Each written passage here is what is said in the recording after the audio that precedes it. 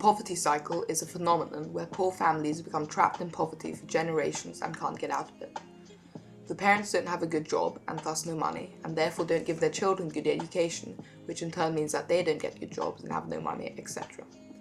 The children of the poor parents may resort to crime instead of earning full wages through a secure job, and this behaviour can be passed on to the next generation. Thus, the crime rate and poverty rate of a country will go up, and the entire country will fall into the poverty cycle. When a country is in the poverty cycle, it is very hard to get out of. There are ways, however, to get out of it, but it requires good leadership and cooperation with the population. Firstly, it is possible for the countries to loan money from other countries in order to get the economy started again. However, this may lead to massive amounts of debt and may do more damage to the country's economy rather than helping it. In order to do this well, the country must be well led so that the newly loaned money can be invested properly into the country. When the country's economy is feeling better again, the country can then repay its debts. Another way to break free of the poverty cycle is a sudden finding of a new resource. This is very rare, and when it does happen, the country's economy immediately shoots up and the country breaks free of the poverty cycle.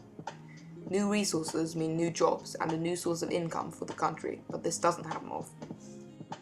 However, Qatar was one of the few countries that followed this exact route and broke free from the poverty cycle in this way. Qatar started with an income per person of $588 in 1800. In 1939, its income per person was still low, having only risen to $1,180, showing that it was still in the poverty cycle. Then, however, within the space of just 34 years, Qatar's income per person rose to a staggering $82,058 in 1973. This increase was caused by the discovery of oil reserves and huge gas fields found within the country's borders. Qatar's future lies not only in its now diminishing oil reserves, but in its enormous gas fields. Nevertheless, oil today still remains the foundation of Qatar's current income, providing a massive 70% of government revenue, 60% of GDP, and 85% of export earnings. The first major discoveries in Qatar took place in 1939, 16 years after exploration had begun. The oil lay in the Dukhan field, which still provides around 335,000 barrels a day.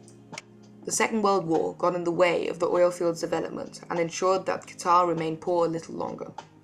Although the first well was drilled in 1939, further development did not take place until 1947, and the first oil was exported from Mesaid in 1949.